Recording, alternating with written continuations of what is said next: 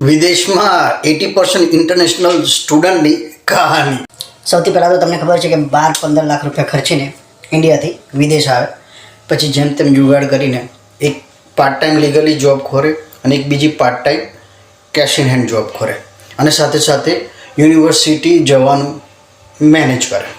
હવે 2 કે 3 દિવસ યુનિવર્સિટી જવાનું હોય એટલે અડધું કામમાં એટલે પૈસા કમાવાને અડધું કામ ભણવામાં હોય.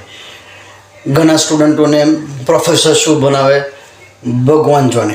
અને એની યુનિવર્સિટીમાં તમને ખબર જ હોય છે કે એક્ઝામ કંઈ હોતી નહીં, એટલે પેલી અસાઇનમેન્ટ સબમિટ કરવાના હોય જ્યારે ત્યારે જે 3 મહિને 6 મહિને જે બી અસાઇનમેન્ટ કરવાના સબમિટ કરવાના હોય. હવે ઇંગ્લિશ શું બનાવે એ ખબર જ ના પડતી હોય એટલે પ્રોફેસર બધું જે બનાવે ઉપરથી જતું હોય. અને અમુક સ્ટુડન્ટોની વાત થઈ છે 80% સ્ટુડન્ટો, વધારે નહીં. તો પ્રોફેસર હું બનાવે ભગવાન જોને.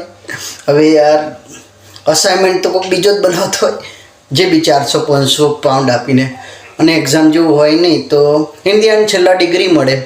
અને પછી કોઈ પેલા કોટવાળા ફોટા, કાળા કોટમાં તમે બધાના ફોટાને વિડીયો જોયો તો મારો મેં જ્યારે કાળો કોટ પહેર્યો તો મને તો બહુ ગભરામણ થતી હતી. ખબર નહીં યાર, મને એવું લાગ્યું કે છે ને આ કાળો કોટ મારી પાસે બહુ ઓનેસ્ટિટી નથી આવ્યા. તમને કેવું લાગે છે? તમને કાળો કોટ પહેરીને ગભરામણ થઈ હતી કે નહીં? જરા કહેજો ને.